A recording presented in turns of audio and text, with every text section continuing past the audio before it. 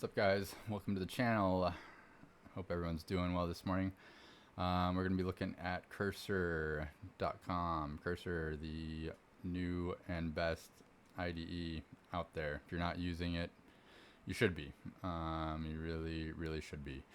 If you're doing any sort of coding at all. So let's get into it. Let's download it. Boom. I already have mine downloaded, so just click the install. When it sets up, it's really easy, and we'll jump over here. So if we look at the settings here, kind of have mine all already configured a little bit, but right here, rules for AI. So this is like your custom instructions if you're using GPT or Claude, whatever you tend to be using right now. These are your custom instructions that you can have just permanently throughout every prompt. So that's mine. It's a little crazy. Probably could be reduced, but that's what I have right now.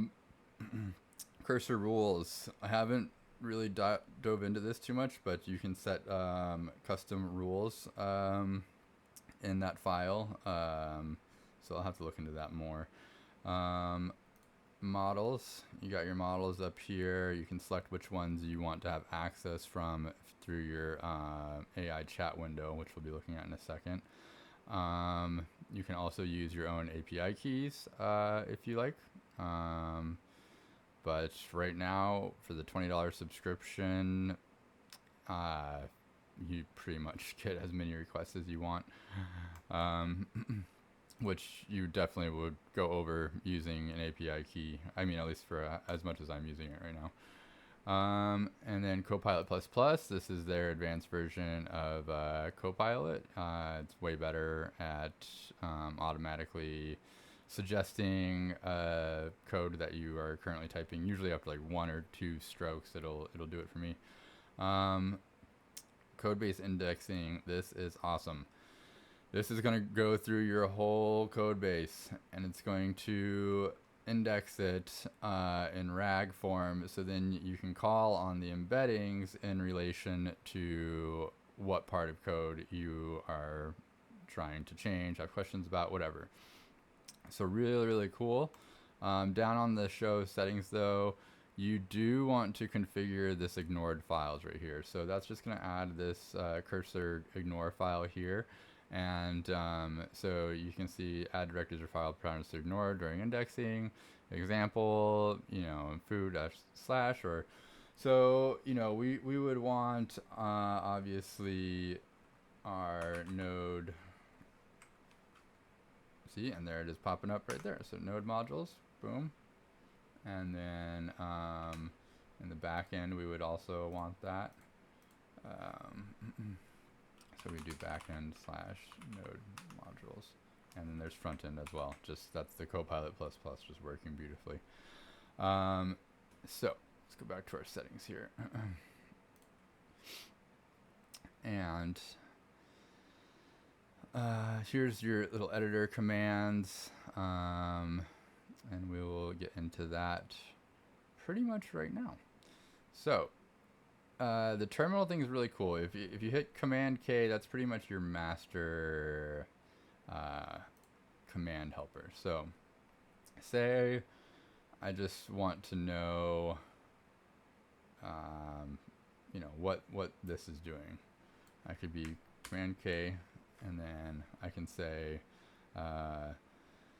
explain what this is doing. And then if you hit Alt Enter, that'll ask a question about that block.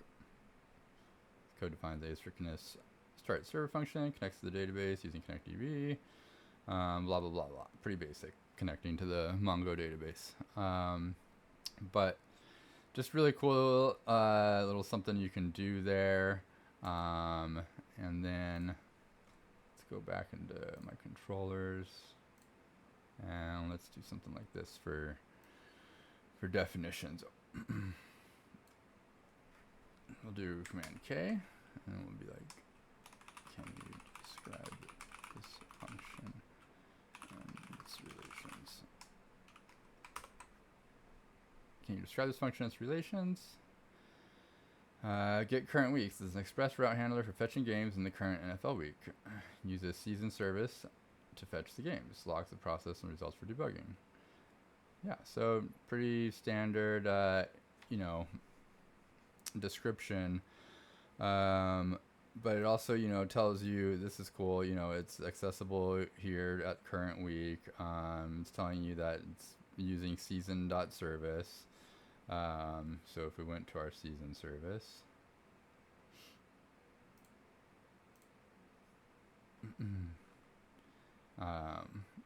then it should be here.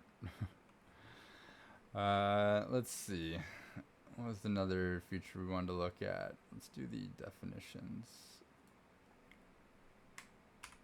So you can also do @. So you can @files, @code, @web, @docs, @definitions, or @chat. This is awesome because if you want to say, oh, maybe I want to reference it to the games controller we were just looking at.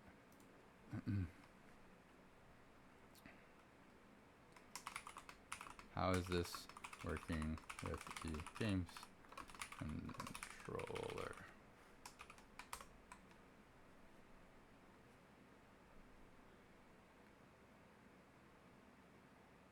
And that's a pretty awesome description there, So you can really figure out what all your code is doing. And then if we did, there we go, @definitions.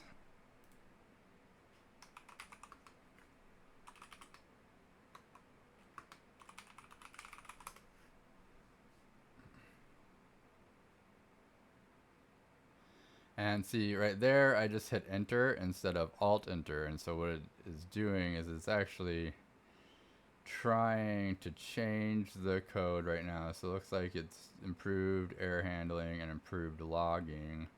Let's see. And that looks like all it did. I'm just making sure it didn't actually change any functionality here. Anyway, so very cool. And then what you can do is, if you want to accept, you can accept the changes line by line. By if I wanted to accept that, I could do Control-Shift-Y, and then Control-Shift-Y, Control-Shift-Y, like that, and then hit save. Oh, and there's more. And one more, I guess. Oops. So yeah, that's very, very cool, just working in the files themselves. And then there's the whole AI pane right here, which say you wanted to implement a whole new functionality to the front end that it relies on the games controller. So you could add this file to the chat, and then you could go and add your routes to the chat. And then we'll go to our front end and just do the game details component, and then we'll be explain how these all are working together.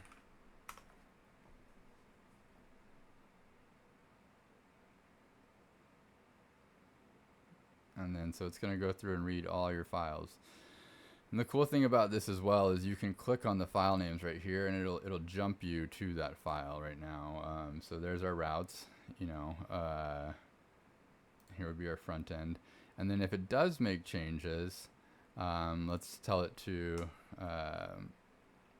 expand upon the controllers and components to ensure robust error handling. Oops, and logging.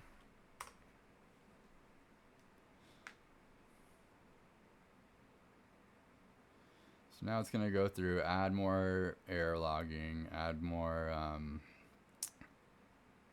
error handling. And what you can do is you can just click on this, and instead of going through and having to find where you need to copy paste the code, etc., you can hit apply. It's going to go through, and it's automatically going to add these changes in for you, which is awesome. And then so simply hit accept after, and boom, all those changes integrated. Now go to game details. We'll do apply.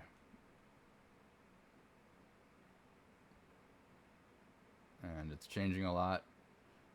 For the sake of this video, I'm not going to verify all of its changes. I'm going to trust it.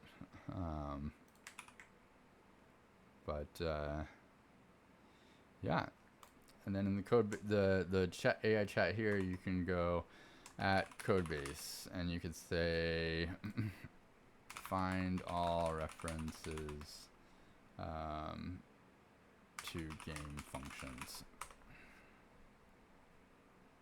And it's going to crawl through your whole thing, your whole application, and then find all the places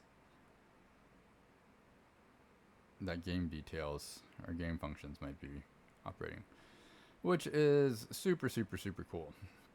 So, I think that's, pretty much how I've been working with things here. I'm going to keep this video a little bit shorter, but I will do one in the next day or two, maybe later this afternoon, of me actually working on the front end and building out some of the components, because we're getting probably like 70% through the front end now of our application, and yeah, we're working on the pick, so we'll do a video about that next. And like, subscribe if you stayed till the end and listen to my ramblings. Much respect, and hopefully see you next time.